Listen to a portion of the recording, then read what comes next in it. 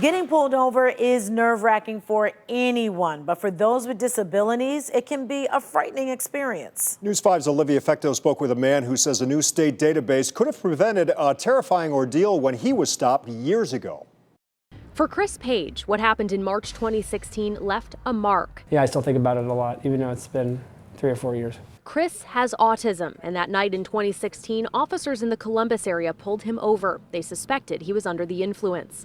When I saw them, like, lights on, I really got anxiety. I was being pulled over, and I felt like I was getting arrested and taken to jail kind of thing. Chris failed a field sobriety test, something drivers with autism may struggle with due to their disability. But a breathalyzer and urine test helped clear him of the charge. Had his head down because he was very afraid, and the officer thought he had been drinking. Chris's story is part of a new push from Opportunities for Ohioans with Disabilities to let people with communication disabilities know about a voluntary database for which they can register. I watched that police cam, which was, I'm serious, we just sobbed. Chris's mother, Diane Page, has spent the last 3.5 years pushing for change to protect drivers and passengers with communication disabilities. I realized that this was something not only for Chris, but that we could really make a difference that needed to happen. When the database became law in 2018, they signed Chris up right away. With one verification form signed by a doctor, psychologist, or psychiatrist, that person's name is entered into a database accessible to law enforcement during a traffic stop. It does not identify which disability the person has. It's just saying you need to be aware that you may need to maybe change your tactics when you're interacting with this operator of a vehicle that you've pulled over for a traffic stop.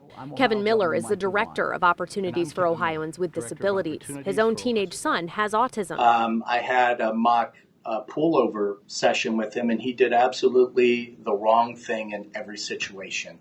Drastic movements towards his wallet, wasn't making any eye contact with the officer. He says this database doesn't solve everything, but along with law enforcement training, getting people registered in this database can help limit misunderstandings in situations like what Chris experienced. It should feel comfortable when they're driving if they do get pulled over. Olivia Fecto, News 5.